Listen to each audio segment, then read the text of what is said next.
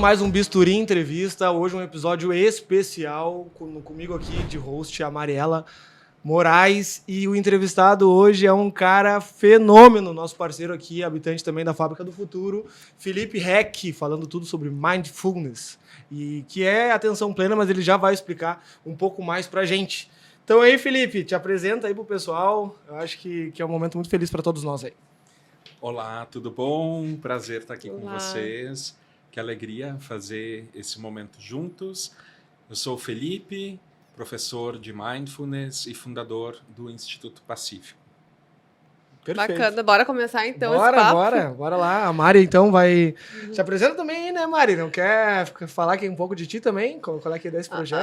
Então, comecei agora com o João aqui nesse projeto do Bisturi Entrevistas, né? Tô bem feliz de fazer parte desse podcast, que eu tenho certeza que a gente vai poder aprender muito ainda, né?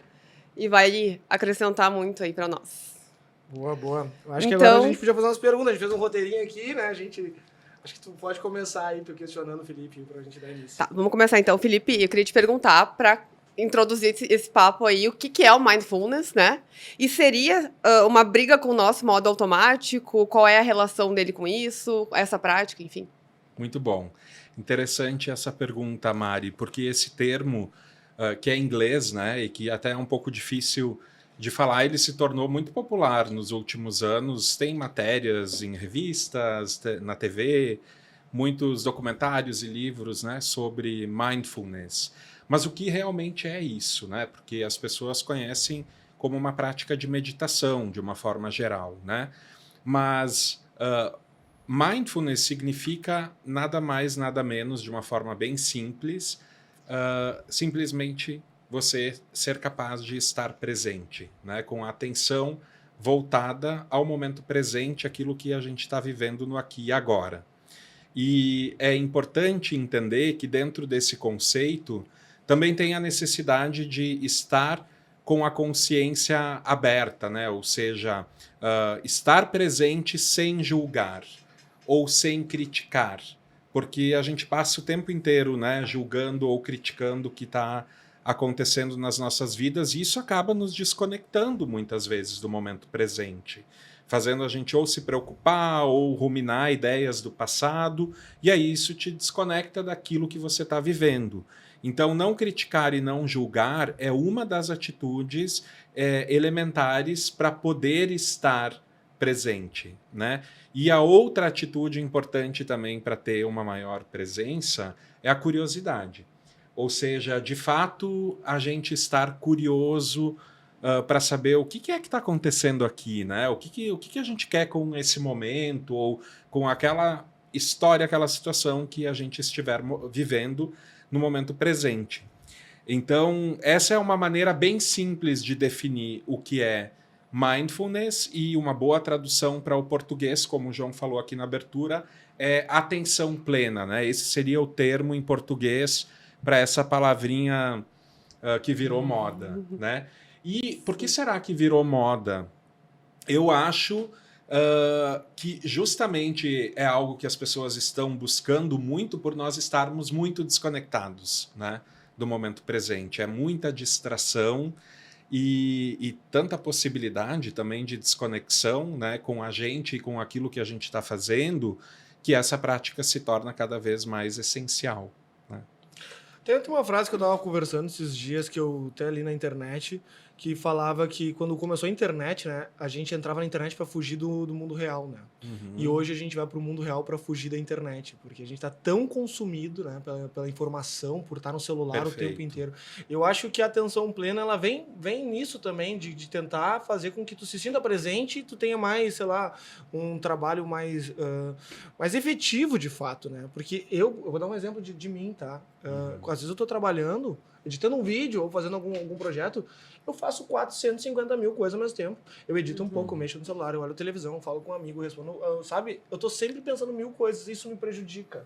Acho que a nossa mente não para, né? Não para. Inclusive, a hora que a gente vai dormir, tu tá pensando no próximo dia, no dia de amanhã, tudo que tu tem que fazer, o que tu deixou de fazer, que tu deixou para outro dia, enfim, são...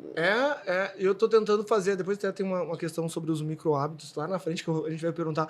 Mas eu queria te perguntar aqui, posso fazer essa pergunta que eu achei, Claro. a Mari fez um roteiro maravilhoso. Cara, a nossa atenção, ela é negociável? Olha que fantástico isso. E ela aceita comandos? É treinamento? Como é que funciona isso? Perfeito. Pegando um pouco o gancho daquilo que a gente já estava conversando aqui, né, para fazer o link com essa nova pergunta.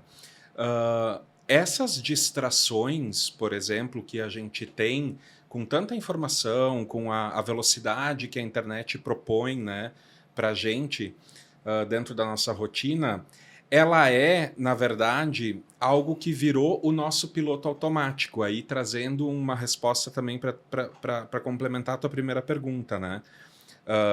Será que a atenção plena ou a técnica de mindfulness, ela vem para brigar, acho que foi essa palavra, né, que vocês usaram aí, com o nosso modo automático?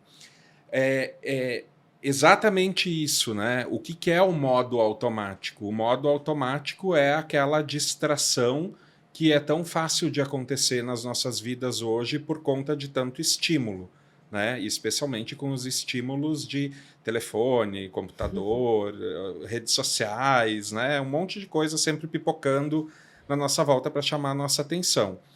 Então, acaba que o nosso piloto automático, ou seja, o nosso modo de agir, que é mais natural e automático hoje, está muito orientado para a distração, que é isso que o João está trazendo aqui, né? Eu acabo espalhando a minha atenção por várias tarefas e daqui a pouco eu me perco no meio de tanta coisa para fazer.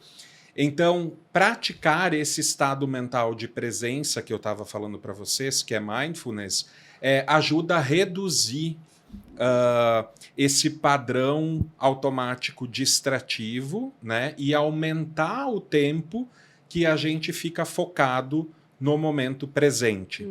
Então, assim, é controlável ou é negociável? Por isso que é uma prática, né? E quando a gente pratica trazer a atenção para o momento presente, com essas duas qualidades de atenção que eu falei, né, que é a abertura, né, o não julgar e o não criticar, e a curiosidade, nós vamos treinando o nosso cérebro, ou seja, a gente vai acostumando o cérebro a estar mais focado naquilo que a gente deseja focar e menos aberto às distrações, né? Então, é bem importante a gente entender também que quando nós treinamos esse estado mental de presença, nós estamos treinando onde nós queremos colocar a atenção. E por isso que é negociável, nesse sentido que é negociável, né? Eu posso escolher aonde eu quero que a minha atenção esteja, porém isso é só possível, João, quando eu me dou conta que talvez ela não esteja onde eu quero que ela esteja. Percebe? Então, o grande pulo da prática da atenção plena é fazer a gente se dar conta das nossas distrações, porque a gente vai sempre se distrair. Sim. Só que quando eu não percebo que eu me distraí, eu não posso optar por não estar distraído. E a prática, ela te ajuda a desenvolver essa habilidade. Ela trabalha... percepção, assim, do estado... Exato. A autopercepção. Perfeito. É uma das principais consequências da prática, né? Um dos principais benefícios da prática da atenção plena é você desenvolver essa autoconsciência ou autopercepção que te traz a possibilidade de regular o teu pensamento, de regular a tua emoção, de fazer uma escolha, né? O que eu quero agora, né? Eu quero focar na nossa conversa e não quero ficar me preocupando com o que vai acontecer depois, ou eu quero focar nessa única tarefa e esquecer de todas essas outras abas que estão abertas no meu computador, né? Então é sim uma opção. Agora, só para finalizar, a parte boa é que quanto mais a gente treina, e daqui a pouquinho a gente pode falar mais sobre o treinamento, mas quanto mais a gente treina esse estado mental de presença com abertura e curiosidade, mais, prestem atenção nisso que é bem importante, mais isso vai se tornando o nosso novo piloto automático. Entendi. Então, quer dizer, o piloto automático de uma pessoa, ele não precisa necessariamente ser a distração. Ele é por natureza, porque o ser humano se distrai com muita facilidade. Mas, quando eu tenho uma prática de atenção plena sustentada por muito tempo, né, com consistência, com Com disciplina, foco. com foco e tal, o meu cérebro ele vai se tornando muito bom em focar, em manter, em sustentar a atenção onde eu quero que ela esteja. E aí o meu piloto automático ele vai mudando de distração para clareza, foco e concentração. Uhum. Sim, é que tudo na vida é prática, né? E tu tem que... como um exercício físico, por Exatamente. exemplo. Né? A pessoa, se ela parar de fazer, ela não vai ter os benefícios que ela tem quando ela está fazendo. A longo prazo, né? É. E assim, Felipe, tem como a gente ficar em atenção plena ao longo do dia ou tem que tirar um momento do teu dia para fazer isso, assim? Como é que funciona? Tem a ver com o que a gente está falando exatamente, Mari. Quanto mais eu tenho a prática embutida dentro da minha rotina, mais eu vou desenvolvendo a capacidade de isso ser algo mais presente no meu dia a dia, ou seja, de eu ter mais atenção focada naquilo que eu desejo. Porém, é necessário a gente sustentar essa prática. Então, por isso, eu também penso que a existência desse momento de cultivar ou de praticar, sabe, de se lembrar, de focar no momento presente como uma prática, todos os dias, ou pelo menos com uma certa frequência, né, 3, 4 vezes por semana, é elementar para sustentar essa capacidade, porque senão é muito fácil de ir perdendo o controle da atenção e voltar ao teu piloto automático real, que é mais a distração. Então, sim, a gente pode melhorar e sustentar por mais tempo, mas sempre é bom manter uma prática para sustentar essa capacidade. E tu faz essa prática há muito tempo, assim, o que te motivou a entrar nesse meio de ensino aí do mindfulness? A minha jornada de busca pela meditação ela é bem longa, tá, Mari? Ela começou... Conta aí, a gente tem tempo. Ela começou, o meu interesse de fato pela meditação começou em 2013, ou seja, faz 20 anos, né? A gente nem ouvia falar Eu sobre era um isso, né? bebezinho. E eu nem sabia sobre a prática da atenção plena. Eu entendi que eu queria buscar uma prática de meditação. E isso aconteceu por conta de um episódio muito traumático que aconteceu na minha vida naquela época, né? Então, em 2003, eu estava estudando jornalismo, né, na Universidade Federal aqui do Rio Grande do Sul. E aí, numa das noites que eu estava indo para a escola, quando eu estacionei o meu carro na frente da universidade, eu fui assaltado. Putz. E nesse assalto eu levei um tiro. E o tiro ele veio em direção ao meu coração. Que perigo. E passou pelo meio da ramificação da artéria aorta, passou por onde ele podia passar e se alojou muito próximo da minha coluna vertebral. Já escandaloso. Um assunto assim, a gente já se assusta com qualquer barulho, né? E aí, por sorte, né, naquele momento...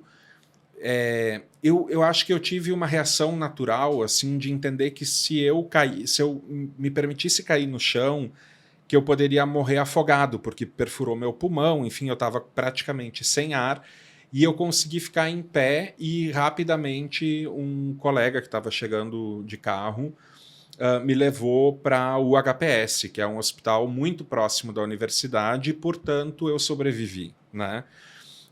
E depois, durante o período de recuperação, eu refleti muito sobre isso, né? Sobre a qualidade de presença que eu tive naquele momento, em que eu estava entre a vida e a morte, e eu tive a certeza de que eu iria sobreviver, porque eu tinha uma vontade muito grande de ter essa oportunidade de permanecer vivo.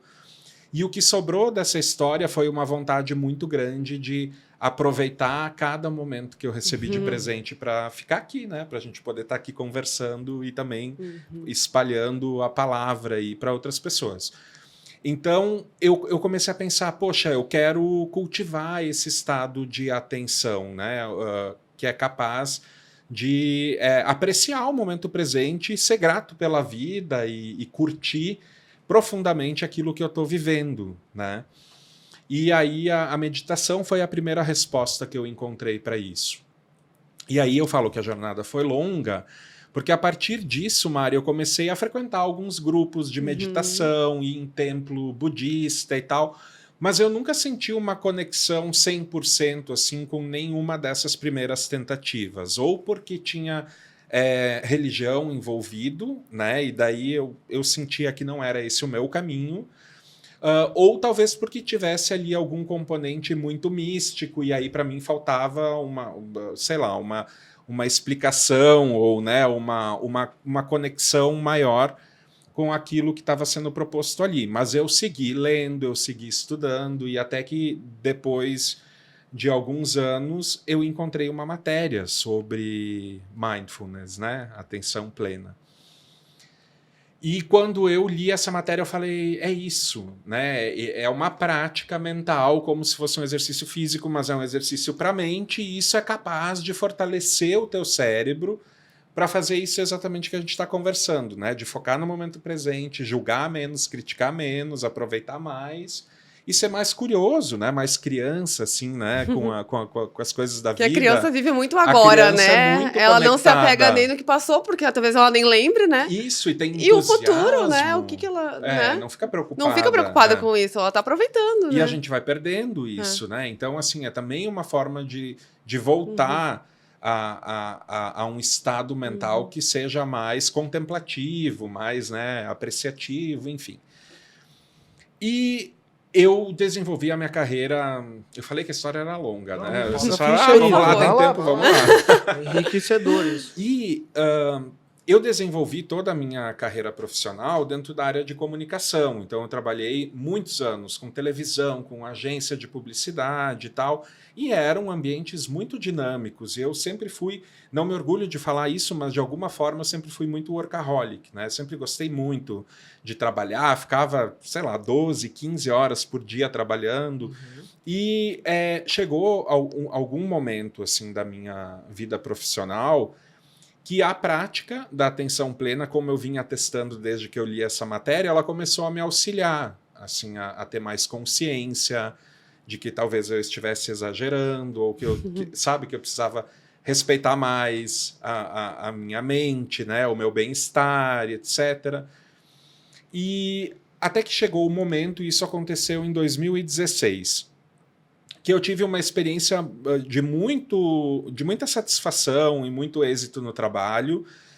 Participei de um projeto em que eu coloquei em prática muitas coisas assim que eu sonhava dentro da área de comunicação, e eu tive esse sentimento de preenchimento, encerramento de um ciclo, né? E junto com isso veio um desejo de eu quero um próximo passo, né? Eu quero um próximo passo na minha vida e que seja diferente, transformador, mas eu senti essa transformação já acontecendo em curso na minha vida e senti vontade de fazer algo por esse sentimento, eu acho que justamente como resultado da prática, né? De ir tendo essa autopercepção, essa autoconsciência de, poxa, tem alguma coisa que está faltando e eu preciso ir em busca disso, né?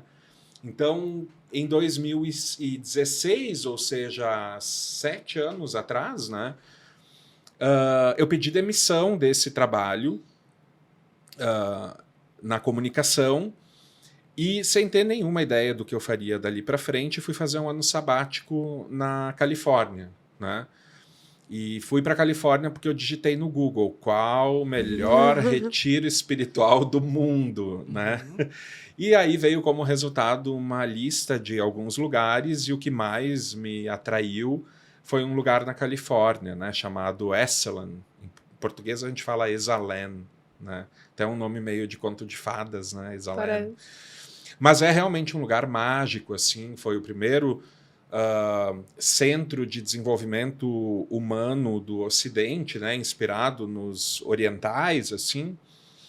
E lá eu vivi um processo profundo de transformação pessoal com base em práticas de mindfulness, né? Então aqui a gente chega ao fim dessa história e o início de uma outra, né? Que foi então o meu grande despertar para essa prática e para a sabedoria que ela traz para as nossas vidas, e isso me gerou um anseio muito grande, uma vontade enorme de aprender mais sobre isso, me aprofundar mais. Então eu fiquei um tempo vivendo em São Francisco, fiz alguns cursos, especializações em atenção plena, e isso me levou a uma seleção, um processo de seleção para fazer uma formação dentro de um instituto que nasceu na Google, né?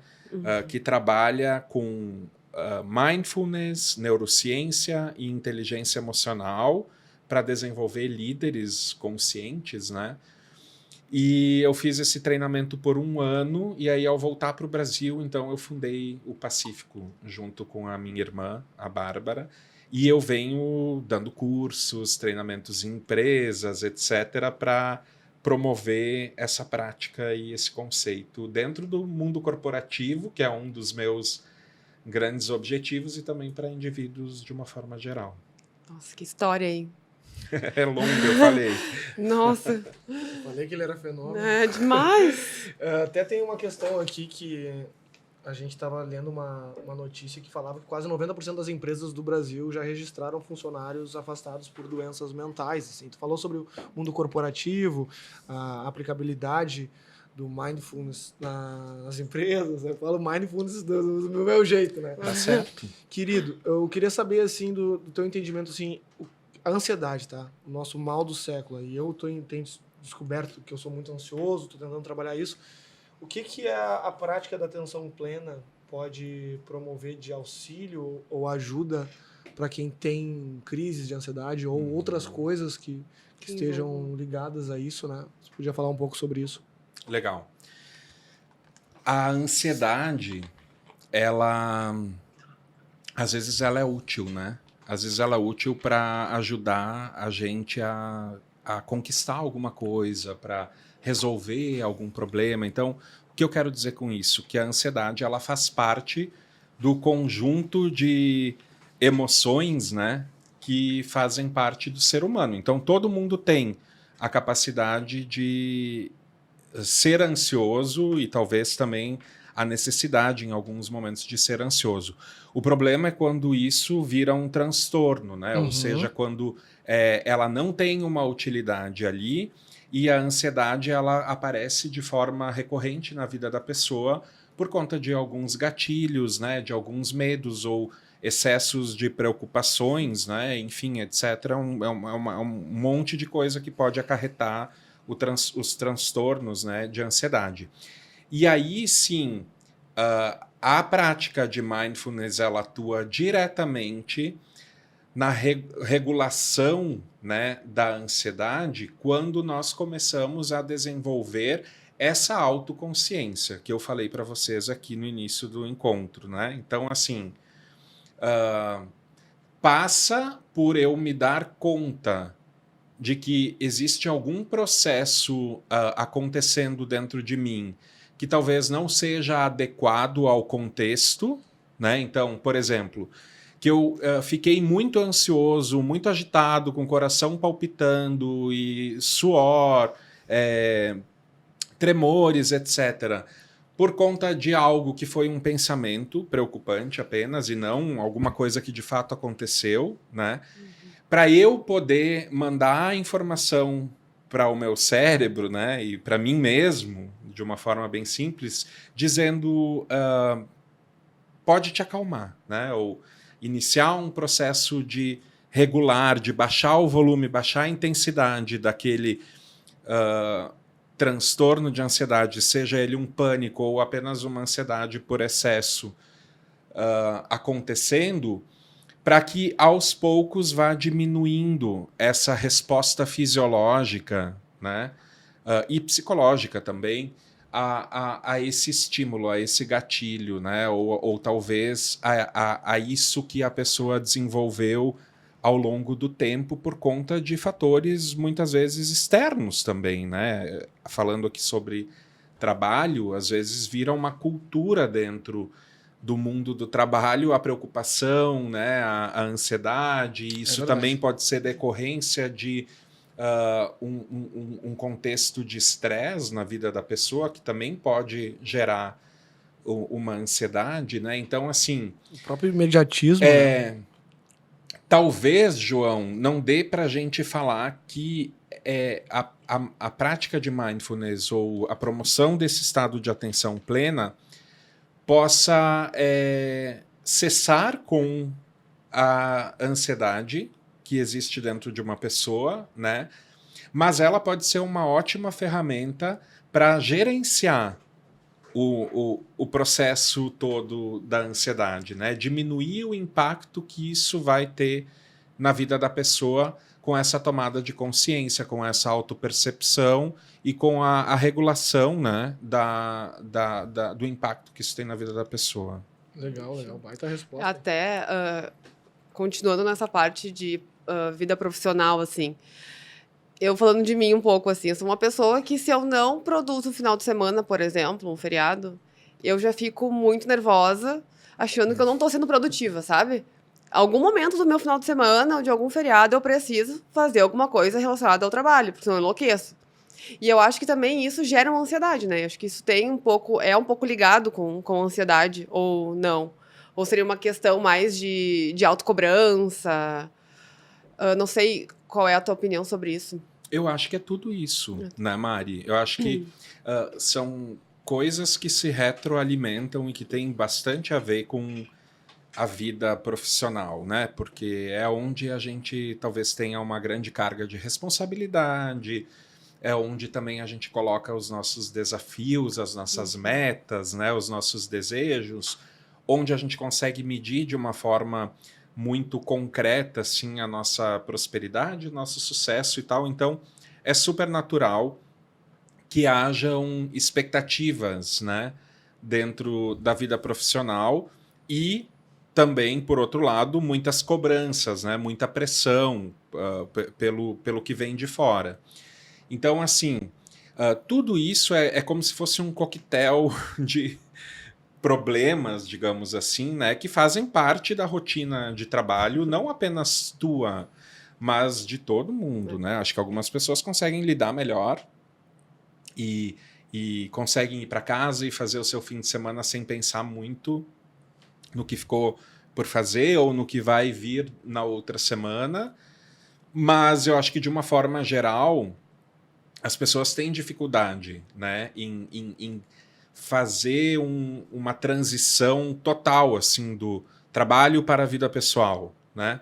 Eu sempre falo isso, que a gente procura criar uma parede, assim, né, entre o que é o momento profissional e o que é o momento pessoal, mas é impossível, porque a gente traz para o trabalho a pessoa, né, e a gente leva para casa o profissional, não tem como não.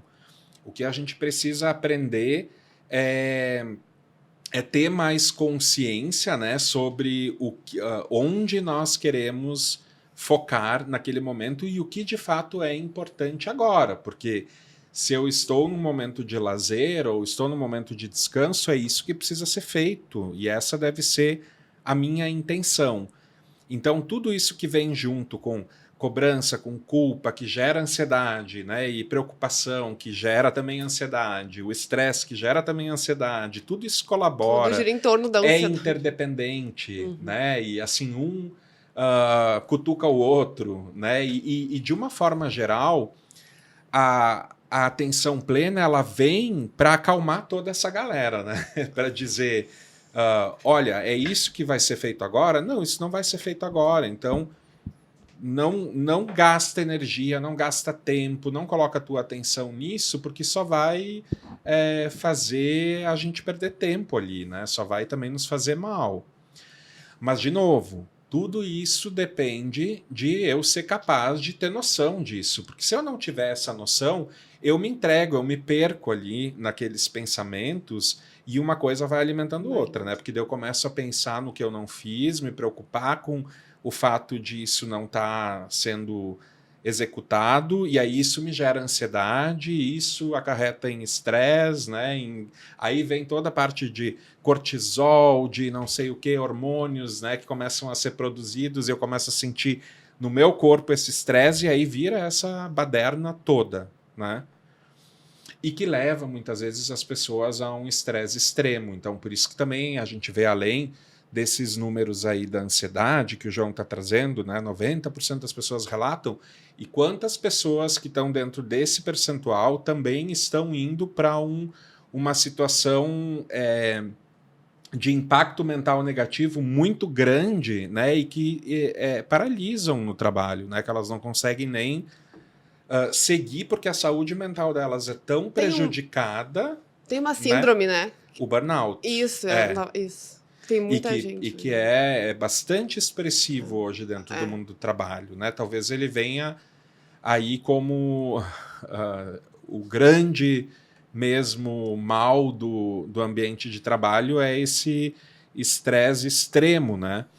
E que, claro, ele é ocasionado por uma cultura tóxica que a gente sabe que existe dentro do mundo corporativo, no mundo inteiro, de uma forma geral, que ela é sustentada tanto pelas organizações quanto também pelos indivíduos, porque há pouco eu falei para vocês, né? Não me orgulho de dizer que eu era workaholic, né? E que tenho uma tendência a ser workaholic. Então, assim, não dá para a gente ficar dizendo, o problema está com as empresas, ou está com o sistema, está com tudo, né? Inclusive com as pessoas. Então, o que eu posso fazer como profissional ou como líder, né? Que talvez seja uma pessoa que tenha a capacidade de influenciar outras dentro de uma empresa, é trazer isso para minha consciência, né? E conseguir dosar, conseguir equilibrar o que é uma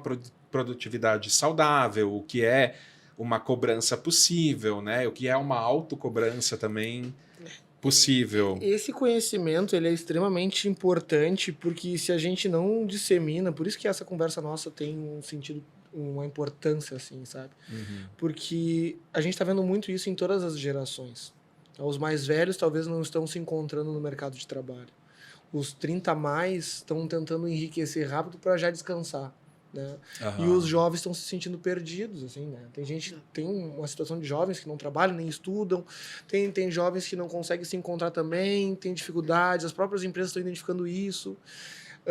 Cara, uma coisa que eu te perguntar, como tu que tem passagem por diversas empresas e vem trazendo esse conteúdo, esse conhecimento que é tão importante, que traz um limite para o profissional, assim, eu tenho que ter o meu limite de produtividade, eu tenho que ter o meu limite para não me cobrar demais, senão eu estou me maltratando, assim. Como que tu enxerga esse trabalho das gerações, assim? Como é que tu está enxergando as gerações, a diferença, assim, entre os mais jovens, os adultos, 30 anos mais, assim, e os bem mais velhos, pensando em 3 pontos, assim. Tu consegue identificar o estresse em cada geração ou não? Sim, eu acho que o estresse ele acaba sendo muito semelhante, assim, mesmo que as culturas sejam bem diferentes, né? Então é como se sempre houvesse uma tentativa de mudar aquilo que não está dando certo, mas de alguma forma, né, ou diminuindo a rotina de trabalho, ou tentando antecipar a aposentadoria, ou querendo realmente transformar a maneira com a qual a gente atua dentro do trabalho, né? Então, assim, apesar de ter esse movimento para fazer alterações dentro da rotina e da relação com o trabalho, ainda assim parece ter uma persistência dessa cultura do estresse, né? Dessa cultura do esgotamento. Então, eu acho que assim, tem muito a ver com o indivíduo também, sobre o quanto ele é capaz de encontrar uma maneira de produzir, né, e de entregar ao mundo aquilo que faz sentido para ele, enfim, aquilo que é o dom, a habilidade dele, de uma forma sustentável, né? De uma forma também que seja respeitosa consigo e com os outros. Então, acho que esse é o primeiro ponto, né? De a gente se responsabilizar mais também. Toda vez que eu vou para dentro de uma empresa dar um treinamento, eu foco muito no indivíduo e eu percebo que o que as pessoas trazem de volta é muito sobre a organização. E é claro que existe também uma responsabilidade muito grande das estruturas, né, das organizações, em gerar esse contexto e essa possibilidade de as pessoas não se sentirem pressionadas demais, de elas não se sentirem sobrecarregadas, né? Precisa ter. Mas, tanto quanto as empresas precisam fazer o seu papel, o indivíduo também precisa fazer, né? Se organizar para que a sua produtividade seja de acordo com o que ela pode entregar e o que é preciso ali dentro daquela estrutura, né? Ser responsável, ser autoconsciente, conseguir gerir o seu tempo, as suas emoções, poder ser colaborativo, poder ajudar aos outros, ter empatia, né? Ter compaixão, Ser bondoso. ter uma motivação verdadeira, né? Ser transparente, uma série de valores, qualidades, habilidades e tal que a pessoa tem e pode desenvolver e deveria, né, desenvolver e que só ela pode fazer por ela. Boa. Né? Então é muito mais do que sobre geração, né? É sobre indivíduos. Né? Eu acho, hoje mesmo eu vi um Reels que mostra exatamente isso que o João estava falando. Era como era um executivo né, que hoje tem 60 anos, o carinha de gravata, com uma maletinha e tal, chegando no trabalho, de relógio, etc. O executivo que hoje tem 40 anos, que é esse cara das startups, com aquela calça bege, com cinto e uma camiseta, né? E com um casaquinho pendurado no ombro e que já é mais... sabe, despreocupado com o tempo e com o espaço de trabalho e tal, e aí o cara agora que tem 20 anos e que vai de moletom para o trabalho e que nem vai até o trabalho, faz muitas vezes o trabalho de forma remota. Então, quando a gente começou a falar sobre esse assunto, eu me lembrei disso, porque também a questão visual é muito interessante, assim, de olha como se transformou, como mudou, mas ainda assim... Aquele cara que está de moletom trabalhando em casa, ele está muitas vezes esgotado, estressado também. Às vezes trabalha tanto quanto, né? Porque não quer dizer que poder tomar o cafezinho em casa a hora que eu quiser e tal, vai me livrar da pressão do trabalho, né? Ou da pressão que eu mesmo me imponho para poder, sei lá, conquistar o que eu quero conquistar. Então... eu acho que esses 3 caras devem ter alguns exemplos de pessoas ali dentro que foram capazes de equilibrar, sabe? Até é uma coisa que eu queria te perguntar sobre isso, assim, de que maneira a gente pode equilibrar, tá? A gente viveu agora, aproveitar o momento presente, sem se descuidar do nosso objetivo final lá da frente, do nosso futuro, né? Porque a gente trabalha sempre com o objetivo, né, de alcançar nossas metas e tudo mais. Mas como a gente faz, tá? Para não focar somente nas metas futuras e aproveitar mais esse agora, assim, né? Aproveitar mais o momento de aprendizado agora, de conhecimento agora. É uma ótima pergunta, né, Mari? Porque isso é uma dança, né?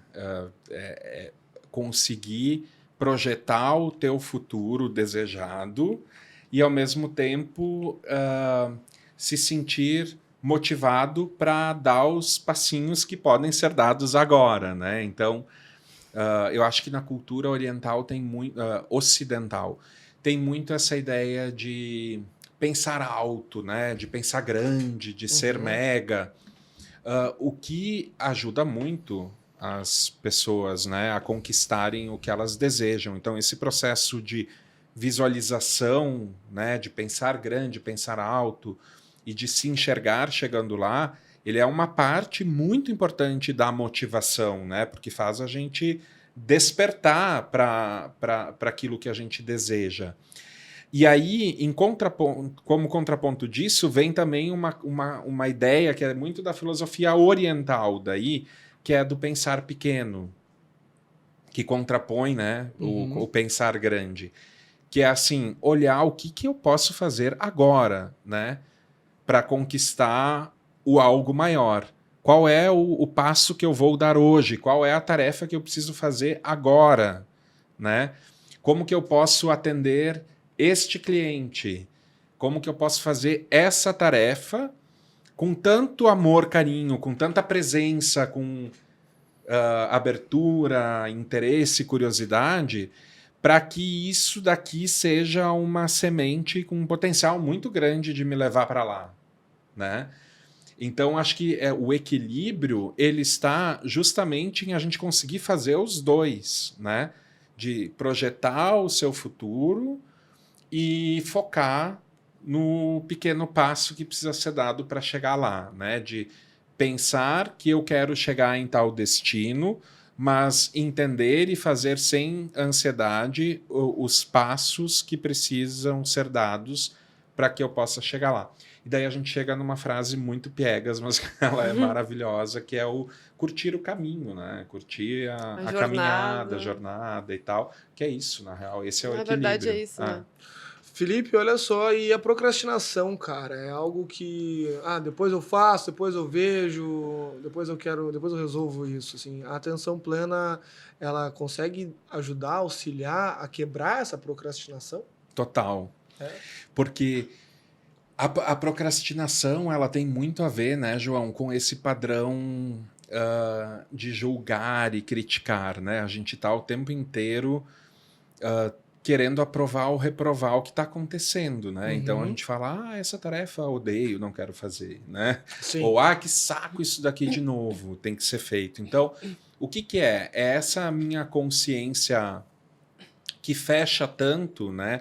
Que hiperfoca no pessimismo e no problema ali e que me impede de agir, né? De ter uma energia para fazer algo por aquilo que está ali na minha lista de tarefas ou que está ali na minha rotina e que, se eu fizer, vai me fazer bem e vai ser um desses passos que eu preciso dar para eu chegar lá, né?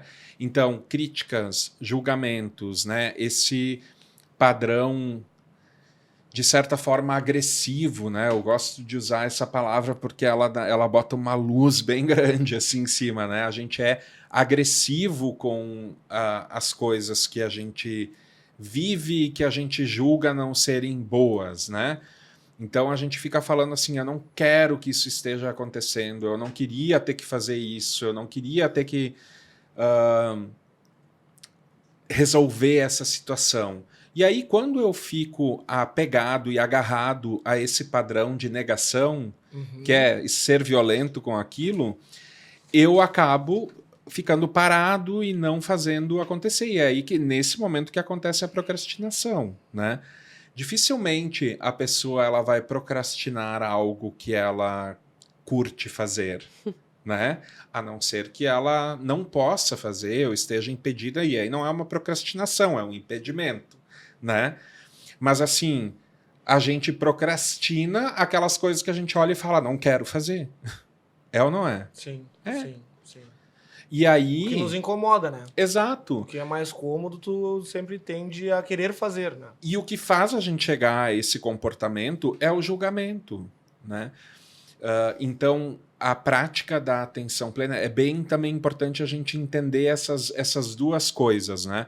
Uma coisa é a atenção plena por si só, que é um estado mental que a gente busca cultivar, né? Ou seja, busca despertar na nossa mente através da prática da atenção plena, que daí é o exercício que eu vou usar para desenvolver esse estado mental. Então, muito provavelmente, se eu estiver procrastinando uma tarefa e eu fizer ali 5 minutos de meditação, para trazer a minha atenção com abertura e curiosidade para o meu momento de organização, né? Eu vou abrir os meus olhos depois disso e vou olhar para a minha lista de tarefas e eu vou ter um outro tipo de visão e de comprometimento com aquela tarefa, sabe? Talvez seja, eu vou entrar para dentro dela com uma outra energia e talvez até seja algo interessante de se fazer. Nunca aconteceu com vocês de, sei lá, ter algum trabalho para fazer e que vocês estavam procrastinando e de repente deu uma ideia assim, tipo, putz, isso pode ser legal de ser feito, né? Eu tive uma ideia interessante de resolver esse problema e aí a gente se sente motivado e vai lá e faz e no final fala, foi legal, né? Foi tão simples, né? Foi tão fácil de fazer. E a prática da atenção plena, ela faz essa mudança de chave, né? Ela vira a gente do olhar mais de reclamação, de pessimismo, né? Esse viés mais negativo e nos coloca para esse estado de abertura, de curiosidade. Sabe onde é que eu tinha algo referente ao que tu perguntou? No colégio, quando eu tinha que estudar para uma prova que eu não gostava da matéria, tipo assim, a biologia, tá? Eu nunca gostei de biologia, nunca aprendi nada sobre biologia. E aí eu ficava nervoso que eu tinha prova no outro dia, eu tinha que estudar e eu ficava procrastinando e levava sempre pro último momento para aquele que, tipo assim, ou é agora ou já eu era. Tinha com química isso. E aí, cara, quando eu ia estudar, eu vi que não era tão difícil. E aí, mas na base da disciplina e do medo, né? Eu usava o medo naquele momento, o medo de sair mal na nota, da minha mãe brigar comigo, etc. De eu sair mal no colégio, e eu estudava. Eu vi que não era tão difícil. Eu falei, eu não gosto, mas eu vou lá e fiz. E eu levei isso pro trabalho. Quando às vezes eu não gosto de fazer muita coisa que a gente não gosta de fazer. Eu acho que é normal, né? Todo mundo tem. E eu só consigo vencer isso na disciplina. Na disciplina, não, tem que fazer porque eu tenho que entregar. Sim, o cliente exatamente. tem que ter, por exemplo, eu É tenho que importante atender pro cliente, né? pra nós, Sim, entendeu? total, E às total. vezes, pô, a gente trabalha muito tempo da nossa vida. Um terço da nossa vida a gente dorme. A Mari menos, porque a Mari acho que dorme 3 horas. 4 horas já tá no exercício aqui. É o Silvio Santos. Cara, a gente trabalha muito tempo. Então, o teu trabalho tem que ser prazeroso, né? E aí tem um cara que ele falava assim, que o teu trabalho tem que ser fonte de vida, não fonte só de renda. Tem que ser fonte de vida. Que tu se sinta feliz. E a gente tem milhões de problemas no trabalho. Todo mundo tem. Eu acho que a gente tá faltando um pouco de paciência pra gente também. A gente tá muito imediato. E tudo meio que se conecta a essas informações. Por isso, gente, olha só. Quero falar um pouquinho. O Bisturi Entrevista é um podcast que está trazendo assuntos relevantes com pessoas experientes. O Felipe Reck é um cara incrível. Eu peço que vocês deixem o seu like, comentem nesse vídeo, passem para a maioria das pessoas que vocês conheçam que estejam passando coisas semelhantes ou que precisam saber desse conteúdo. Eu queria fazer um jabazinho aqui só para vocês não darem like de vocês e a gente continuar fazendo esse conteúdo maravilhoso. E se inscrever no canal, né, gente? Se inscreva no canal. Vai estar no Spotify também. Nos sigam YouTube, nas redes também. Os cortes no Instagram. Vão estar em tudo. É isso aí, né? Vamos lá, Mari, próxima. Eu queria muito te perguntar uma coisa, porque é uma linha muito tênue, assim, entre a motivação e a disciplina. Tá. E eu queria entender o que é mais importante. É a motivação, é a disciplina? O que nos faz chegar ao nosso objetivo? Muito bom, Mari. Muito bom. É uma ótima reflexão, né? Porque a motivação é algo elementar para esse contexto que a gente está falando de trabalho, especialmente, né? Então, assim, para começar, o que é a motivação, né? Segundo a linha com a qual eu trabalho, que tem a ver com a psicologia positiva, com a neurociência e como que as ferramentas de mindfulness ajudam a promover, né, essa inteligência emocional, a motivação ela depende de você descobrir dentro de si, né, o que realmente faz o teu coração bater, né, mais forte, assim. Então, ela tem a ver com valores, com propósito, com significado, e às vezes não precisa ser algo extraordinário, né? É importante a gente saber disso também, que a motivação ela pode vir de algo tão simples quanto compartilhar conhecimento para ajudar as pessoas, né? Ou poder mostrar para as pessoas coisas que funcionaram para mim, né? ou melhorar o dia a dia da Mari e do João, sabe? Com uma palavra, com um texto. Um elogio. Coisas assim, né? Que não precisam ser tão extraordinárias, né? E isso pode me motivar a levantar de manhã e fazer o meu trabalho. Ou a fazer qualquer outra coisa na vida. Então, a motivação real, ela depende desse entendimento, desse autoconhecimento, né? De você ter essa consciência do que realmente é importante para ti, porque o que é para mim pode não ser que seja para ti e para outras pessoas. Então, esse autoconhecimento ele é necessário para despertar a motivação. O próximo passo seria eu ser capaz de me enxergar fazendo aquilo que eu me motivei a fazer, né? Eu visualizar, que é uma coisa que a gente já falou aqui, o meu futuro desejado, de acordo com aquilo que eu entendi que é importante para mim. Então, de alguma maneira, quando a gente faz esse exercício de se visualizar alcançando um objetivo ou vivendo a nossa vida da forma com a qual a gente sonhou ou imagina, programa o nosso cérebro, esse pensar, esse visualizar, programa o nosso cérebro para que a gente vá dando os passos necessários para chegar lá. Então, por isso que muitas vezes as pessoas falam o poder do pensamento, o poder da intenção, porque é isso, né? Eu lanço uma ideia, né? E eu, talvez até inconscientemente, às vezes acabo perseguindo esse objetivo sem me dar conta, e quando eu vejo, aconteceu. Isso já aconteceu, né? comigo muitas vezes. Várias vezes. Olha que de bom. imaginar situações ou imaginar uma coisa assim que eu queria conquistar, sabe? Seja profissionalmente, seja alguma coisa. Meu primeiro carro, sabe? Eu sempre tinha em mente o meu primeiro carro, eu queria tal carro. De eu comprar, de eu trabalhar para... E eu realizei, sabe? Ou então, eu quero trabalhar com tal pessoa, eu quero fazer um projeto com tal pessoa. Isso já aconteceu muitas vezes, assim.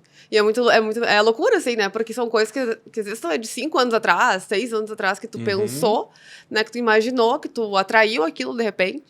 E acontece. E que foi programado, né? Então, assim, no meio dessa caminhada, né? Que eu falei que às vezes até acontecem coisas inconscientes ali que a gente faz para conseguir chegar lá,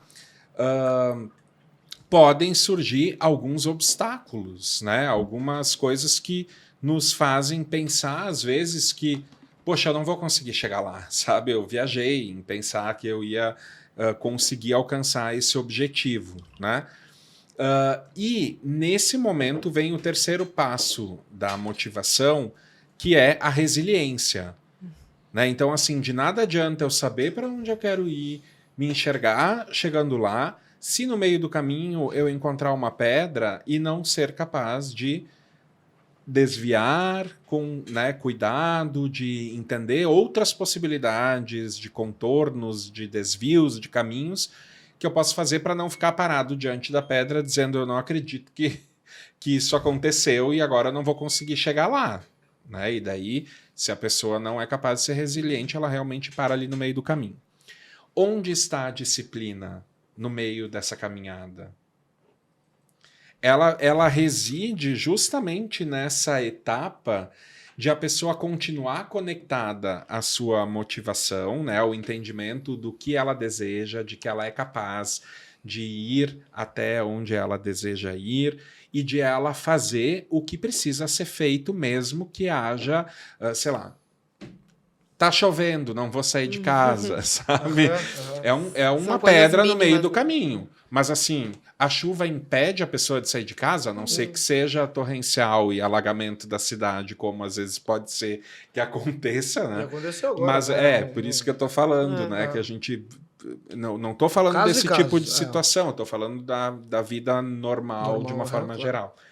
Então, assim, né? Não precisa a pessoa deixar de fazer uma coisa, geralmente, porque está chovendo ou porque alguém disse não para ela, né? Que ela botou o projeto embaixo do braço e foi lá a disciplina do vendedor, né? Se ele foi lá receber um não e ele parar nesse primeiro não, ele desmorona totalmente o seu processo de motivação. ouvir o não te faz refletir e pensar, será que tá tudo certo? Será que eu não tenho que mudar alguma coisa? Às vezes, alguns passos para trás te fazem dar 5 para frente depois, Exato. né? Então, eu acho... Então, só para finalizar esse raciocínio, a disciplina ela pode ser treinada também e desenvolvida através de algumas ferramentas, né? Que a pessoa usa para gerar um hábito, né? Então, assim, a atenção plena ela pode auxiliar muito nisso, que é descobrir qual é a tua motivação, porque isso é um passo importante também da criação da disciplina, a gente estar motivado, enxergar o porquê de eu querer desenvolver um hábito, né? E de também criar lembretes no meio da tua rotina, né? Que vão te ajudar a não permanecer desconectado ou distraído quando essas distrações aparecem, né? Então, assim, recursos para que a pessoa se lembre. A própria prática da atenção plena, ela precisa de uma disciplina, né? Então, assim, ter clareza sobre o porquê de eu inserir a prática, né? Talvez a pessoa queira para melhorar a performance e a produtividade, talvez a outra pessoa queira reduzir a ansiedade, uma outra pessoa queira viver de uma forma mais leve, com menos estresse, 1000 coisas podem ser. Mas, assim, ter essa clareza é importante para eu começar a fazer algo para gerar um hábito e repetir, né? Ter uma disciplina, então, nele. Genial. Perfeito, assim, eu até queria contextualizar que uma vez eu estava lendo um livro sobre pensamento e vocês estavam falando sobre isso, e o pensamento, ele, quanto mais presente no dia a dia, ele reflete na tua ação, né? Na tua ação para conquistar algo. Então, assim, quando a Mari trouxe um exemplo, eu gostaria de comprar meu carro, eu quero comprar meu carro, e ela foi lá e conseguiu, ela se dispôs a traçar ações e tomar atitudes com disciplina e com motivação que ela trazia todo dia para ela mesma para alcançar aquele objetivo. Eu encontrei isso na fé, assim, sabe? Ao meu jeito. Eu sou um cara que busco diariamente um contato com a minha fé, né, em Deus e como eu vejo essa situação, para buscar essa disciplina de pensamento para as coisas acontecerem positivamente. E hoje foi um dia uma segunda-feira, hoje, porque a gente tá gravando, talvez não publique na segunda, foi um dia que nós chegamos de manhã e tinha essa querida moça num momento de desespero. Desesperado. Porque aconteceu Olha ele te entregando. Aconteceu uma situação bem tensa. Assim, mas ao mesmo tempo a gente ficou muito grato, né? Foi incrível. Incrível. Porque nos fez enxergar que nem tudo tá perdido, sabe? Existem pessoas boas ainda no mundo e nessa função de correria do dia a dia, né? Eu saio de casa com 1000 coisas, assim. É mala com roupa de treino, é mala de marmita. É uma função, assim. Celular na mão, descendo na garagem, parei para conversar com um vizinho e na hora de entrar no carro eu coloquei as coisas no porta-mala e deixei o meu telefone celular em cima do capô do carro. Esqueci o celular em cima do capô do carro. O celular é tudo hoje, né? Sim, minha vida toda no celular, trabalho, tudo, né? E saí. Daí no meu relógio até deu o lembrete, dispositivo esquecido, mas eu ouvi um barulhinho caindo. Pensei, ele deve estar no porta-mala, deve ter caído ali e deu barulho. E nisso eu já tava na Cristóvão, assim. E no fim, o celular realmente estava caindo, mas estava fora do carro. Sim. E aí eu me desesperei, né? Liguei pro meu namorado, desce na garagem, deve ter caído lá, algum carro já deve ter até passado por cima do telefone, né? Porque tem umas rampas assim, então obviamente o celular teria caído. E no fim não caiu. Ele ligou pro meu telefone, quem atendeu foi um motorista de ônibus aqui de Porto Alegre, que estava atrás de mim, no trânsito. Viu que caiu alguma coisa de cima do carro, ele achou que poderia ser um telefone, parou o ônibus, desceu, resgatou, guardou com ele, esperou alguém ligar. E aí o meu namorado ligou, ele atendeu, não, tá comigo, podem ficar tranquilo, 12h30 eu tenho o meu intervalo, vocês podem vir no terminal que eu vou entregar para ela. E aí a gente foi lá, os guris foram comigo, super me ajudaram, assim, né, o Gabrielzinho, o Alan, o João, celular. Todo mundo me ajudou, foram lá comigo. E aí, assim, eu falei pra ele, olha, eu preciso te agradecer de alguma forma, né, até, por favor, me passa teu Pix, deixa eu tentar te ajudar de alguma forma, né, porque hoje em dia é muito raro uma pessoa honesta, né, de se preocupar com o outro, de saber que o telefone hoje em dia tem tudo de uma pessoa ali dentro, né. Não é o aparelho. Que não é só um aparelho, não é pelo aparelho. Claro. E ele me olhou e falou, não precisa, eu fico feliz em ter ajudado, em ter te ajudado e fazer o bem. Se recusou a respeito. Se recusou, mas mesmo assim eu consegui, porque eu fui testar o telefone dele, consegui fazer o Pix, porque eu acho que era o mínimo que eu poderia fazer, assim, porque eu não tinha mais nem palavras pra agradecer, sabe? O quão importante foi aquilo ali pra mim. E a gente super se emocionou, né? Foi. Porque foi uma coisa que eu realmente não esperava. Eu pensei, bom, alguém que achou já vai ter levado, vai ter desligado meu telefone, enfim. Mas E também muito foi bom. uma forma de vocês também viverem uma situação bem humana, tá? Bem. Né? Muito, Pelo jeito. Assim, a gente muito, vai muito. criando confiança uns nos outros nesse tipo de situação. É. Impressionante. Né? Quando a gente precisa ser humano, de fato. Deixa eu né? contar um ponto que eu achei muito interessante, apesar de eu ter me emocionado muito também com essa história, porque a honestidade, a bondade é uma coisa Impressionante, né? impressionante. A gente- choca hoje, no dia de hoje. Uma porque- coisa que deveria ser normal, né? E a bondade Que daquele cara lá de entregar pra Mari, a bondade da Mari de entender aquilo como um ato de amor ao próximo, né? E aí ela ligou pra empresa. Primeiro que ela ligou pra umas 15 empresas erradas. mas Eu ligou- liguei pra Carriza, achando que era Carriza, mas mas não era era. outra. Daí eu liguei pra outra, também não era. Aí na terceira vez que eu liguei, aí a gente acertou. Ela ligou pra falar um elogio pra ele, pra empresa. E aí, quando ela ligou, atendeu um cara. Alô, tudo bem? Aqui na empresa X. E ela assim, eu gostaria de falar sobre um funcionário de vocês. Ah, reclamação? E aí ele assim, não, Tipo, é elogio. normal. Não, esse setor nós não temos. E aí vai naquela questão que às vezes a gente quer fazer Muito o bom, bem né? e um elogio. E às vezes as pessoas e nós, seres humanos, não estamos acostumados. E quando tu fala de bondade, tu fala de meditação, de atenção plena, tu busca talvez ter uma autopercepção de ser mais humano. Né? Então, por isso que é tão importante esse ser humano no trabalho, ser humano no dia a dia, como casal, como família, como amigo, né? Então, era isso que eu só queria trazer essa história, porque foi realmente Foi muito impactante mesmo, né? Porque a gente tá tão acostumado só ouvir coisas ruins, né? Para ver como a sociedade, né, de uma forma geral, assim, tá carente desse tipo de segurança, né, com relação às relações humanas, que a gente considera algo raro. Né, Hoje de nós temos acontecer. muita desconfiança, né? O tempo inteiro, Muito, né?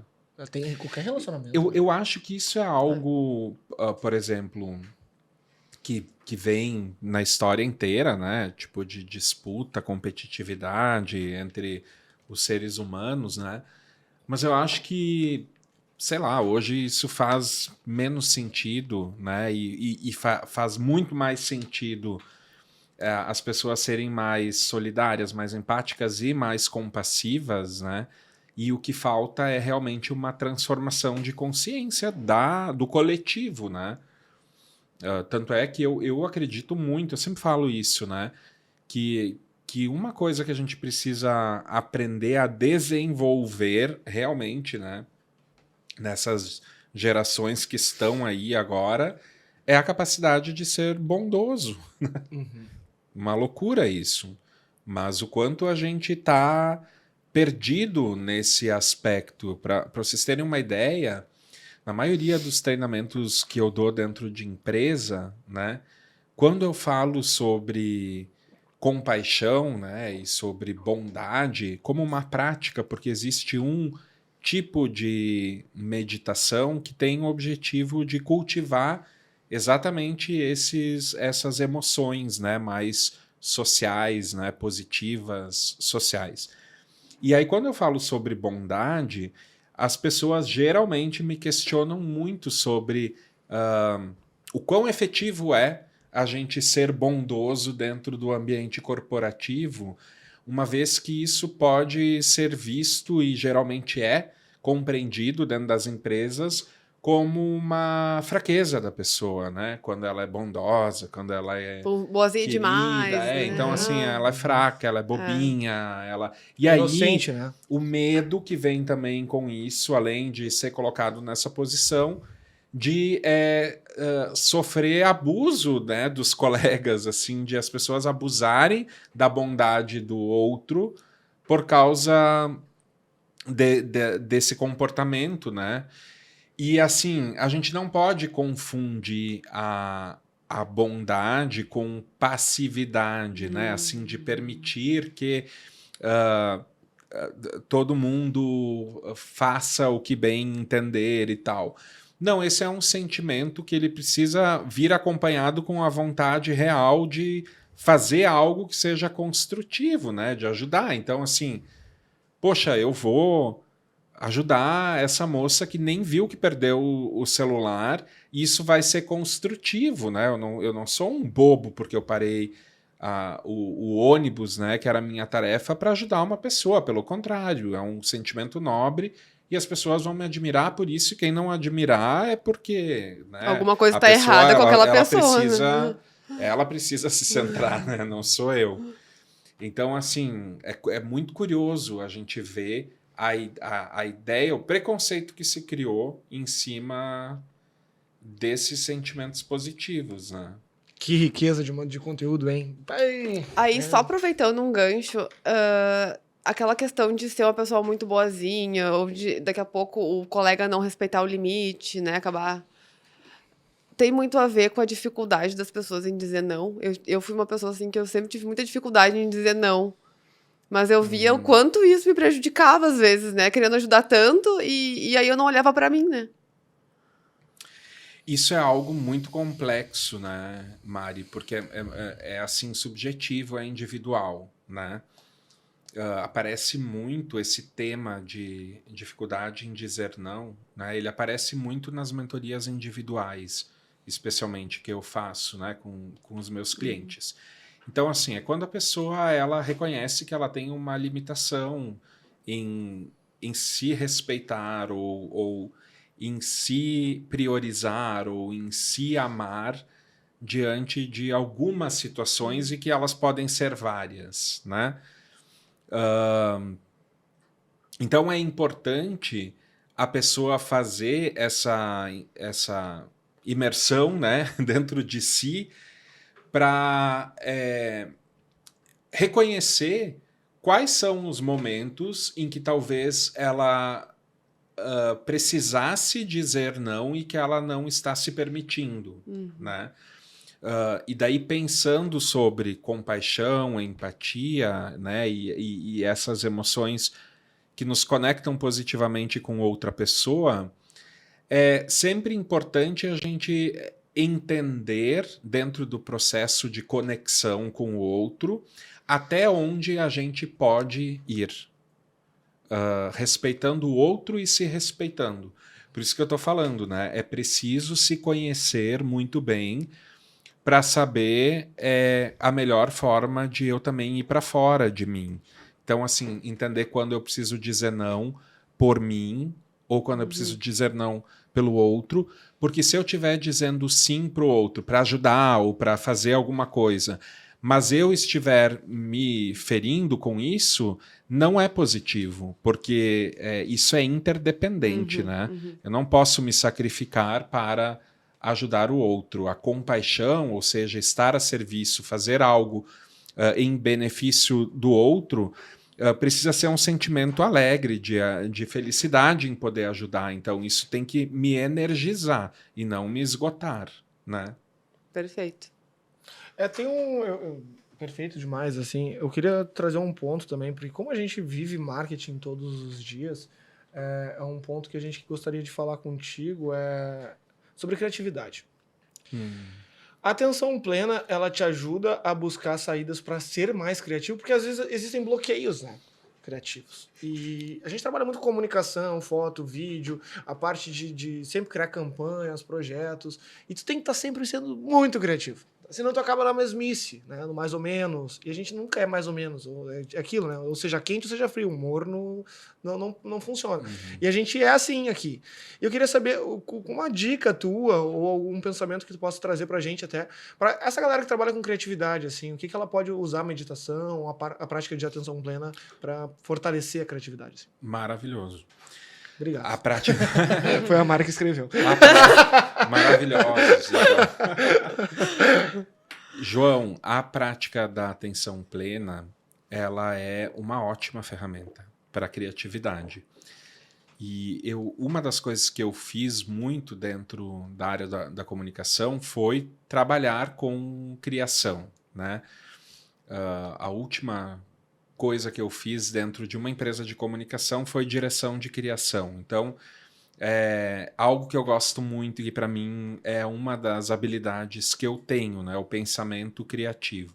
E aí, óbvio que quando eu comecei a estudar a atenção plena, né, e enfim, entender mais profundamente as ferramentas, eu comecei a fazer associações, né, e também me interessar muito por descobrir como que a prática ela pode melhorar o nosso processo criativo, né? Então, assim, de uma forma geral, é importante a gente entender que o processo criativo ele é multifacetado, né? Então, assim, ele depende de várias coisas, né? E de vários tipos de pensamentos para que ele aconteça. Por quê? Porque às vezes é importante a gente buscar memórias para poder ter criatividade, né? Informações que estão guardadas dentro do nosso cérebro baú, né? Assim, onde tem recordações mesmo, referências, etc. O processo criativo ele também depende de a gente soltar um pouco o foco, né? Para poder imaginar coisas diferentes, né? Para poder ser um pouco mais disruptivo, quebrar paradigmas para pensar uma outra forma de ver alguma coisa, né? Mas o processo criativo ele também precisa de um foco ao mesmo tempo. Olha que paradoxo, porque senão a coisa se perde, né? E a gente não chega a conclusão nenhuma. Uhum. Então, é multifacetado por isso, porque a gente precisa ativar várias regiões do nosso cérebro para que orquestrar elas, né, para que o processo criativo ele seja muito rico, né? Eu preciso puxar referências, eu preciso imaginar, eu preciso estar focado ao mesmo tempo, né? Então eu preciso ter emoções, mas eu também preciso ter discernimento, né? Então assim, enquanto que para fazer uma leitura, por exemplo, eu te diria que a gente precisa priorizar essencialmente uma área do cérebro, que é a parte frontal, né, que é chamada de córtex pré-frontal, que é o que nos dá a capacidade de sustentar a atenção num único objeto, né, que seria a leitura do livro. O processo criativo ele precisa de um funcionamento de várias partes do cérebro, né? A parte da memória, a parte das emoções, a parte da imaginação, a parte do foco, etc.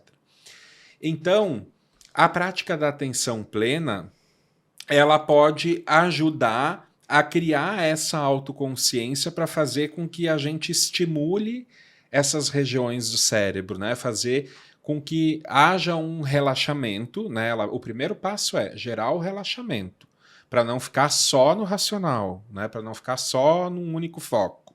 Então, dá uma relaxada no cérebro, porque ela calma realmente, né? E ela também ativa, né, todos esses processos necessários para que haja um funcionamento equilibrado e um resultado daquele processo criativo, né?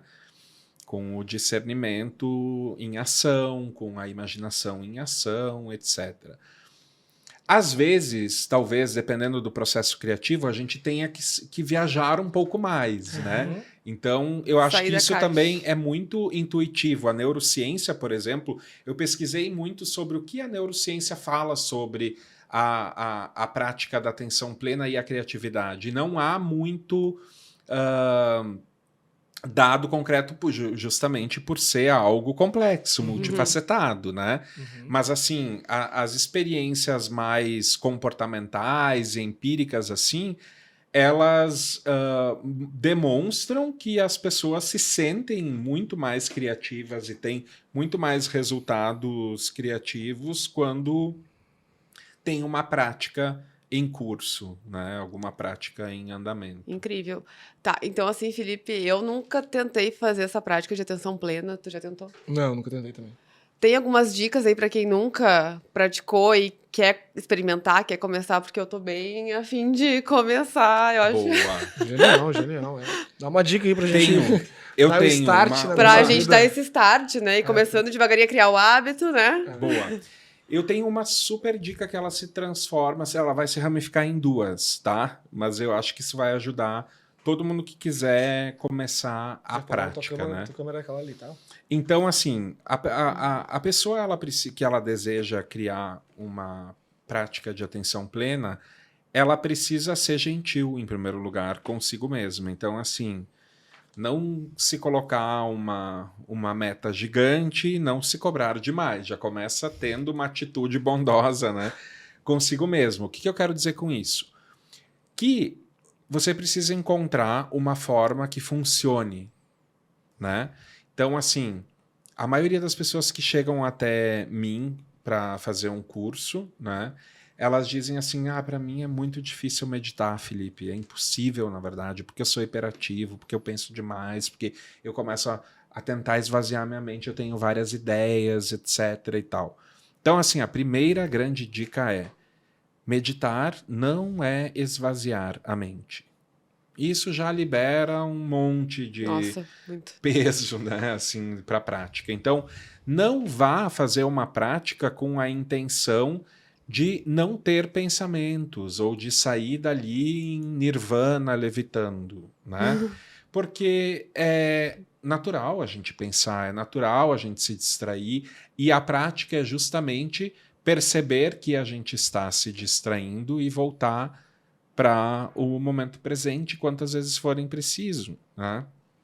Então, ser gentil significa realmente não se cobrar para que a prática seja o que ela não pode ser, tá? E aí parte dessa gentileza encontre uma forma que funcione para você. Felipe, meditar para praticar atenção plena precisa sentar naquela postura de lótus, né? Porque para mim é difícil, eu não tenho flexibilidade, as minhas pernas começam a dormir e tal, né? As costas doem, Exato. Eu já tentei e não tem como ficar daquele jeito. Para que sentar nessa posição, né? A pessoa ela não precisa fazer isso consigo mesma, porque isso não é elementar para que a prática aconteça. Então, qual é a recomendação? Encontrar uma maneira de se sentar que seja confortável e alerta ao mesmo tempo. Então, pode ser numa cadeira como essa? Pode. Pode ser na cama? Pode. Pode ser na poltrona, em casa, no sofá? Pode. Mas o importante é estar confortável para que isso também não gere uma série de pensamentos ruins, né? E alerta, ao mesmo tempo, significa não é para se atirar, relaxar, porque não é dormir, né? Não é para ficar relaxado, é para exercitar, é para praticar. Então, manter a coluna ereta, né? E o rosto reto, assim, né? Com o nariz aqui 90 graus do chão, é uma maneira de a gente se manter desperto, alerta, né? Eu estou aqui fazendo um exercício, eu não estou aqui deitado na rede, relaxando. Pode ser feito deitado na cama, sim, Mari, ou enfim, no chão, mas aí também tem que buscar esse estado de alerta, porque não vai deitar na posição de feto, dá uma vontade de ficar ali relaxando e tal, né? Fica com a coluna ereta mesmo que deitado, não tem problema, pode, tá? Então, essa é a segunda dica ali, né, da prática. E a outra dica que eu dou é a seguinte: faça por 5 minutos ao iniciar, né, a sua rotina de prática. 5 minutos são suficientes, né? É um tempo suficiente para iniciar a geração do hábito e já traz uma série de benefícios, né, para a pessoa. E aí, aos pouquinhos, a gente vai tendo vontade de ampliar, de fazer 10 minutos, de fazer 15 minutos, ou de fazer mais vezes durante o dia, o que é uma coisa boa também, tá? E agora a gente abre uma nova sessão de dicas, tá? Opa! Que mas como que eu vou meditar, né? Me falou a postura e me falou o tempo, mas o que é de fato meditar, né? Meditar dentro da ideia de atenção plena, é treinar a mente para ela ficar presente. Como que eu faço isso, Felipe? A melhor forma de se fazer isso, na minha opinião, é usando a respiração como ferramenta para a prática. Porque não precisa ter áudio, não precisa estar na natureza, não precisa nada disso. Pode ser, inclusive, num espaço de trabalho com barulho na volta. E, inclusive, é uma boa forma de se praticar. Então, assim, fecha os olhos e foca na respiração. Presta atenção na respiração. Seja no ar passando pelas narinas, seja no peito, sabe, expandindo e fechando, seja no barulho que eu ouço da minha respiração acontecendo, né? Qualquer sensação de respiração no corpo é uma ótima ferramenta para eu ancorar a minha atenção. Então, quando... Atenção nisso, essa parte é muito interessante. Quando eu pego a minha atenção, de onde quer que ela esteja, e coloco ela no ato de respirar, o que eu estou fazendo? Eu estou trazendo a minha atenção para algo que está acontecendo no momento presente.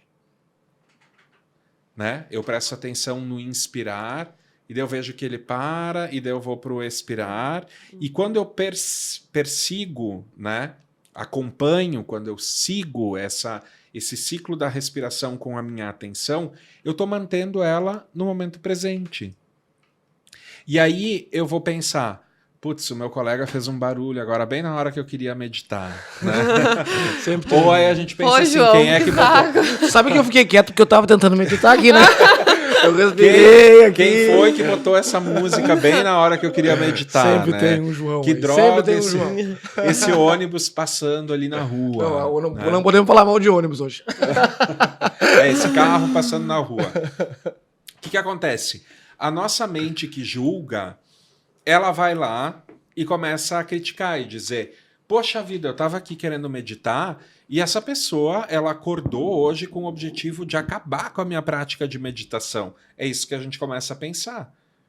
Mas a pessoa ela nem sabe que ela está te prejudicando, ela não é a intenção dela. E aí a gente se dá conta desse nosso padrão que julga, que não, né, que não é capaz de aceitar as coisas como elas são e tal. E aí começam a cair as fichas, os aprendizados que a atenção plena nos traz. Do quanto a gente interrompe a nossa presença com esses processos de julgamentos e críticas que são por falta de aceitação. Então, quando eu ouço um barulho ou quando eu penso alguma coisa que me desconecta da minha respiração ali na prática, o que eu tenho que fazer? Me dar conta que eu me distraí e puxar a atenção de volta para a respiração quantas vezes forem necessárias. 1000 vezes, se for preciso. Durante esses 5 minutos. Essa é a prática. Ir e voltar. Se distraiu, se dar conta e voltar. E esse vai e vem, vai e vem, vai e vem, ele tem o mesmo funcionamento que isso daqui tem numa musculação e que fortalece o nosso músculo, né? Relaxa, puxa, relaxa, puxa. Isso vai fortalecendo o músculo e fazendo com que a gente possa carregar mais peso, né? Como uma metáfora, isso também dentro do nosso cérebro. O relaxamento da distração e a puxada de volta para a atenção vai trabalhando as redes neurais do nosso córtex pré-frontal, né, que é o foco, o discernimento, e as ligações de neurônios ali, elas se tornam mais possíveis. E isso vai gerando uma massa cinzenta maior ao longo do tempo, ou seja, eu fortaleço aquela área do meu cérebro e com o passar do tempo, né, 1 mês, 2 meses, 3 meses meditando, eu começo a ter os impactos positivos dessa prática na minha rotina. Daí eu percebo que agora eu leio com mais atenção, eu falo com mais linearidade, eu consigo ficar mais tempo focado numa única tarefa. Eu não vou mais deixar meu telefone em cima do capô do carro. Exatamente. Por quê? Porque vai estar treinando ali através dessa prática simples da respiração. E quando terminar, pessoal, os 5 minutos que vocês vão fazer a partir de amanhã, todo dia, o que vocês vão perceber? Que a gente abre os olhos e começa a enxergar as coisas com mais clareza, com mais vivacidade, a gente realmente entra num estado de atenção plena em que é possível absorver mais informações do momento presente porque nós estamos mais atentos mesmo, né? Nós estamos mais conectados com a vida. Esse é o grande benefício da prática. Esse é o grande benefício. É simples assim.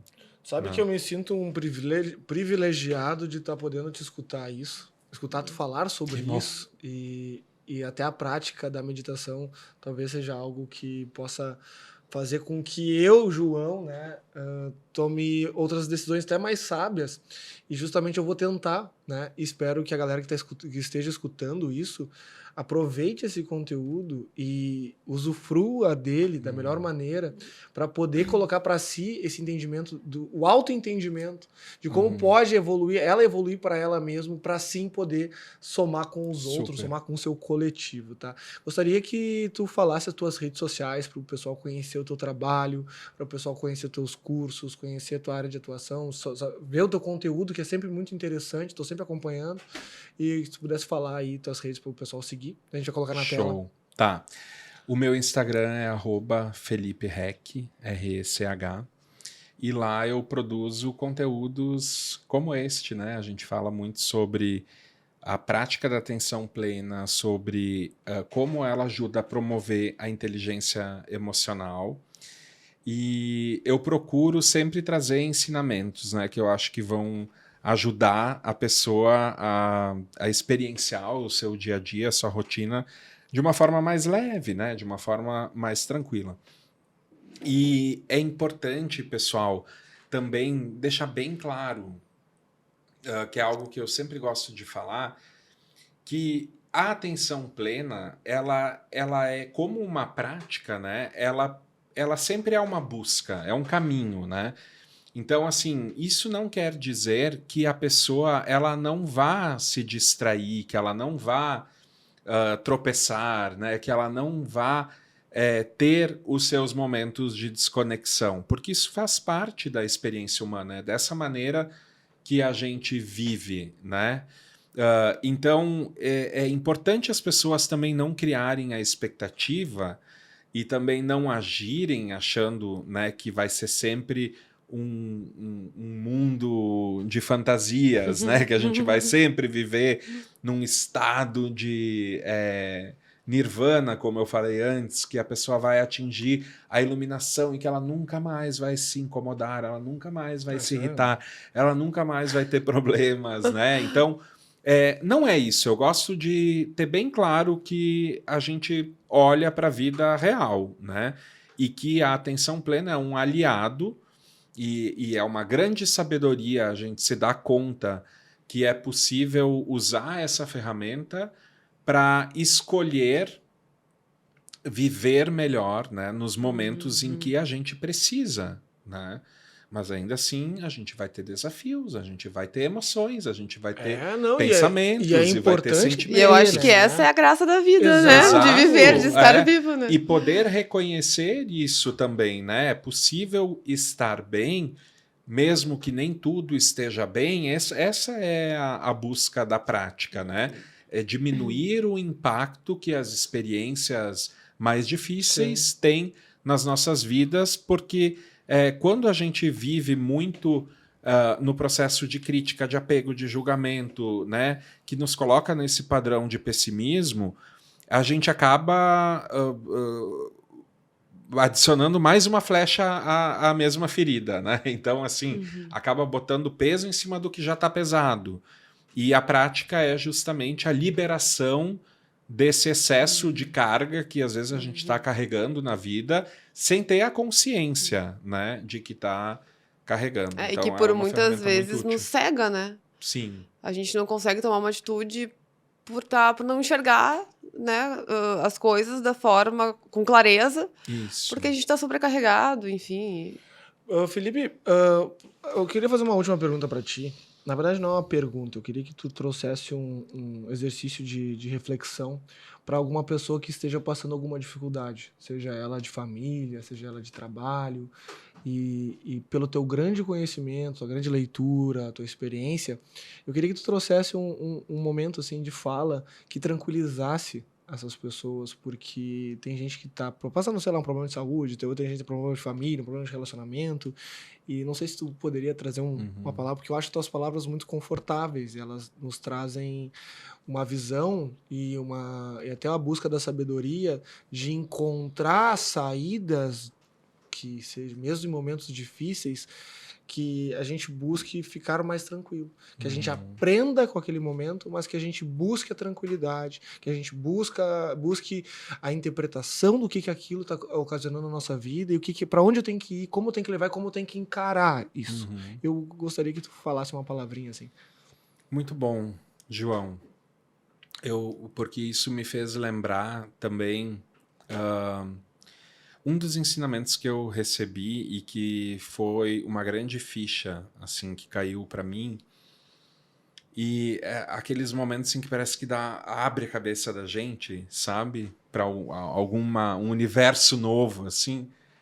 Foi um ensinamento muito simples que uma professora minha lá na Califórnia falou numa meditação, né?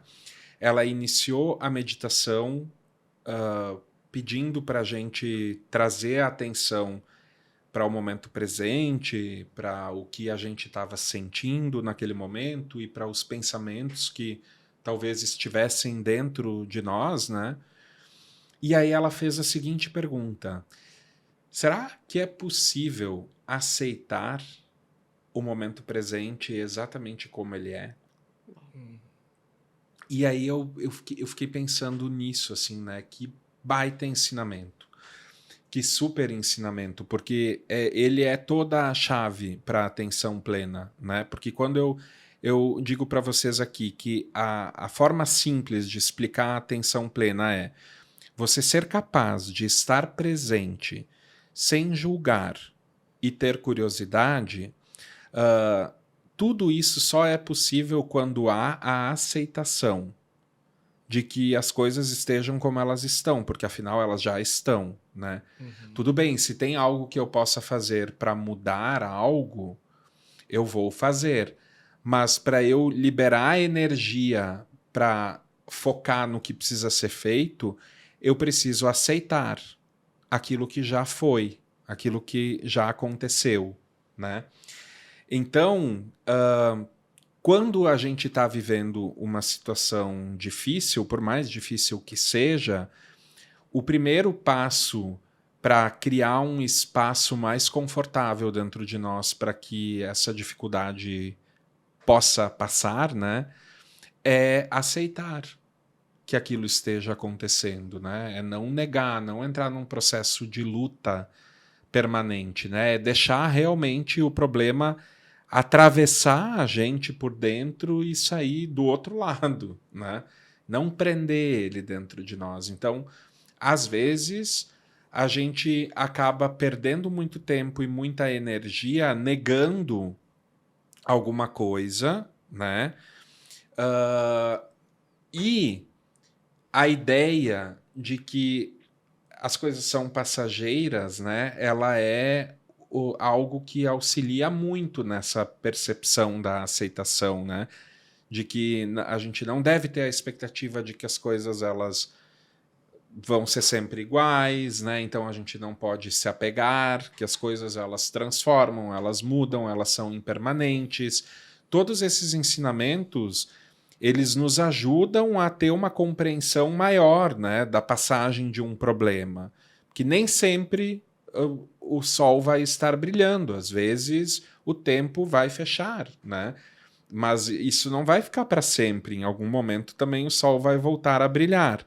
Então, sair de dentro da nuvem nesses momentos, né, e apontar e dizer, ó, o que está acontecendo aqui é uma dificuldade, também abre um espaço para que haja um aprendizado, porque toda vez, vocês podem pensar, todas as dificuldades que vocês viveram, por mais intensas que elas possam ter sido, né, elas aconteceram, elas passaram, né? E algum aprendizado sobrou, né? E isso faz parte da vida. A gente só consegue aprender vivendo. Claro. Então, assim, dói, né? Mas passa, né? Os problemas são difíceis, mas eles não são a única coisa. E a nossa tendência de hiperfocar, né? Tanto numa coisa boa quanto numa coisa menos agradável, ela é muito grande. A gente tem essa mania de ver as coisas como uma coisa só, assim, né? Então, assim, tá vivendo um momento de muita alegria, muita felicidade, a gente só enxerga aquilo e só quer que aquilo exista na vida. Então, a gente fica hiper focado naquela sensação. E daí, no outro dia, a gente acorda. Acabou a festa, acabou a alegria, acabou os amigos na volta. A gente se apega numa dor e numa tristeza muito grande. Daí, é a única coisa que tem também, né? Então, a gente vive muito nessa falta no apego e na negação de que as coisas elas são impermanentes e elas se transformam o tempo inteiro. Espetacular. Genial. Mari, Felipe. mais algum ponto aí? Não, quero agradecer ao Felipe por essa aula aqui, né, de inteligência Eu emocional. que agradeço. Obrigada pela amei. sua oportunidade, né, da gente absorver esse conteúdo tão rico, né, que tu pode nos oferecer. Obrigada mesmo. Que bom. Também quero te agradecer, Felipe. Tu é o segundo convidado aqui do Bisturi Entrevista, um projeto que nasceu justamente para falar sobre diversos assuntos com pessoas interessantíssimas. Tu com certeza é uma pessoa com uma vasta experiência que soma na vida dos outros, somou com a gente aqui, espero que some com a galera que está escutando a gente, aonde for que esteja, seja caminhando, seja no trânsito, seja em casa. Boa. Conteúdo maravilhoso e te agradecer plenamente a tua participação. Foi um Muito orgulho, bom. foi um prazer estar conversando contigo. Gostaria Legal. de ter toda semana esse papo contigo só para aprender um pouco mais. É verdade. Te agradeço. Muito bom. Obrigado, pessoal. Galera, é isso aí, valeu. Câmera geral aí, Alan. Obrigado por tudo aí, na baita conversa, papo legal, compartilhe, deem um like, se inscrevam no canal, comentem, contem a história de vocês aí, o que vocês querem também ter aqui no Bisturi Entrevista, no nosso podcast, que é um projeto novo, mas é um projeto consistente, com gente legal mesmo. A gente promete trazer os melhores para vocês aí, para trocar um grande papo. Um abraço, até mais, até a próxima. E semana que vem tem mais. Tchau, tchau, gente.